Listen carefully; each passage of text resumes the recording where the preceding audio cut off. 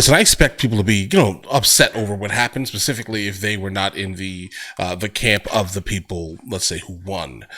But we need to kind of get to the point where we can kind of be civil with each other and stop making, basically wild claims and et cetera, guys. But all right, listen, name of the video is MSNBC guest makes wild claim about Joe Rogan. All right, let's go and check this out immediately. This is a suggestion via a channel member. I do a thing called a weave. If I start a story, what you do is you weave things and you do it. I always got more publicity than other people, and it wasn't like I was trying. In fact, I don't know exactly why. Maybe you can tell me why. Oh, I could definitely tell you. You said a lot of wild Maybe. Yep. Yeah, that's it. That's literally the reason. What would you say to them? Kids who want to pursue their own version of the American dream and try to achieve their wildest dreams and make it all come true? I would say very simply, honestly, vote for Trump. 47th president-elect Donald Trump gained much-needed support amongst young Gen Z and millennial voters this election. Is his son, Barron Trump, a key reason? Joining us now is the host of the Bongino Report Early Edition and my daughter, Evita. That's actually plausible. I didn't even think about that specific thing, but yeah, maybe. Steffi, Evita, great to have you on. So let's like, just hey, talk listen, about podcasts are the but thing also right now. Sort of in a bigger picture, the role that podcasts played in this election, particularly with the mail vote.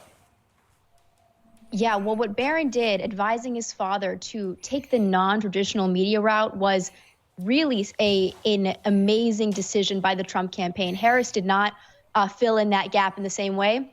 And I think that's why Trump did so much better with young voters than he even did back in 2020. And it reflects changing media landscape at large. You have social media and podcasting, like you guys have at Fox Station, increasingly being more powerful than traditional media, particularly among young people. So Barron helped Trump meet young people where they're at, and at a really unique time, because a lot of young men, particularly right now, are revolting against the culture, against our institutions that hate them.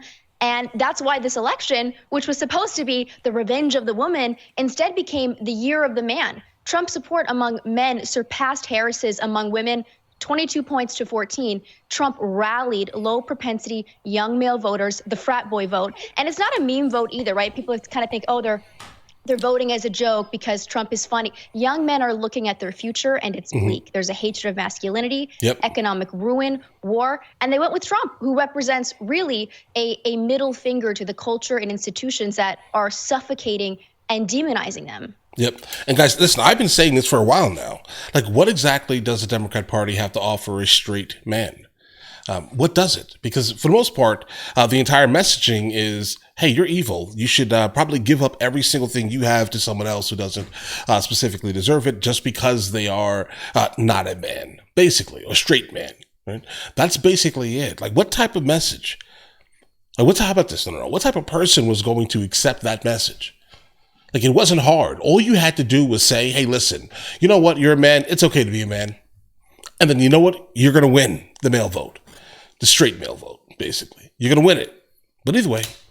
You know, Evita, it's you mentioned kind of the characterization of men. Here is an example of that. A political analyst on media ecosystem, how that media ecosystem is turning men into fascists. Watch this. What they have done in their online media ecosystem is build a radicalization engine, literally the way militant groups do around the world, that takes people from relatively low-level annoyances with the world. Why are eggs so expensive? Why is my kid learning this new thing in American history in school that I didn't learn? And then moves them through YouTube videos, through podcasts, moves them from that annoyance all the way, slowly, to a full-blown fascist politics. It's an elaborate multi-billion-dollar infrastructure, and there is nothing like it on the pro-democracy side. We don't have an infrastructure. When a man is just lost and lonely and not yet radicalized, we don't have the equivalent of Joe Rogan and Jordan Peterson to move that man in a feminist direction. By the way, why would we move into a direction that legitimately hates us? When it comes to like the first or second wave of that movement, no problem here. But when it got to where it is kind of right now, where it's just open misandry, like the only way you can call yourself that if you're a man is if you just do not like yourself. Like, you have to not like yourself like the other people who call themselves that. Generally, it's just the straight hatred of men. I think Girafalo, basically, on TikTok, she's basically the queen of the organization right now, I'm guessing, right? Yeah, open hate of men. That's it. How are you going to expect men to come to your side if you're telling them that they're basically terrible because they're a man? Right? I mean, for the most part, these are the same people that chose the bear. If you understand this analogy here, guys, right? I mean, you chose the bear, no problem. Well, we're not going to choose your candidate. Wait, we should educate men that it's actually really great to live with a strong woman who makes money. It's actually easier. Life is easier. The fascist ecosystem needs an alternative where we can feminize men, Evita. Basically.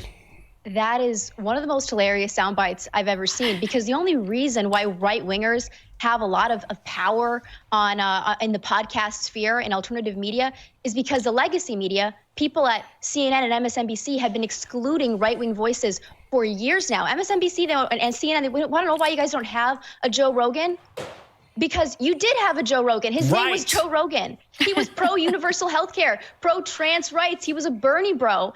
And they have excluded anybody who doesn't fit in their specific political box for so long that we've gone in other routes. This is why young people are going for alternative voices. And guys, really quickly, when it comes to like the Bernie bros at the time, most of them are now following Trump, the overwhelming majority. It is crazy because the politics are so different, but the times are so different. At one time, the left was, at the very least, they were trying to mask the fact that they were not pushing like man-hating, messages, let's say, to the masses. At one time, they were doing that. Now, it just seems to be all that they're doing. So, all right. The routes. This is why young people are going for alternative voices. Everything in that clip is wrong. Yeah, I know. Like every single thing in that clip is wrong. This whole idea that there's a right-wing echo chamber that's been built over time to service men and move them to the right. To radicalize them? Joe Rogan was on the left. Like, you did have the biggest podcast in the world. It was named Joe Rogan. That's valid. And you ostracized him like you did Elon Musk and RFK and everybody else. Because they're men. Crazy time. Final thoughts, Evita.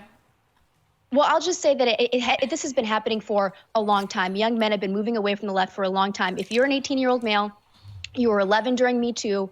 You had the demonization of men for virtually as long as you can remember. You had during COVID, the schools shut down, no school dances, no sports. Young men have felt the real wrath of the left, and they're moving away in really extreme numbers. And it makes sense. And it's not fascism. It's just that Democrats have lost their way with young people. All right, Evita, No, young men. Duffy, thank you so much for being with us this morning, Evita.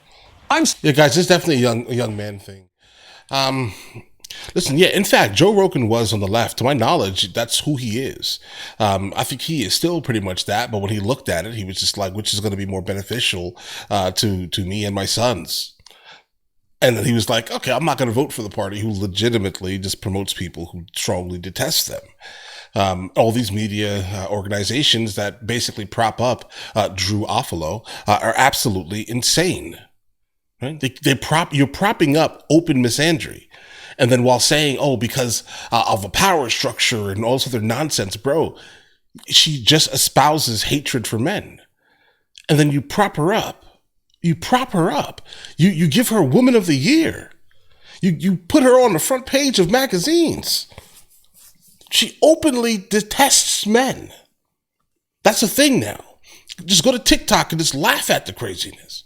So yeah, bro, listen, you could not have expected men to consistently chase after, your side if they're not getting anything out of it. But either way, listen, you guys all have an absolutely amazing day. Enjoy your day thoroughly. Guys, before we go, are you guys subscribed to the other channels? Logical Movie Reviews with Mr. L. Boyd along with Mr. L. Boyd Music. Both are found in the description. Check it out.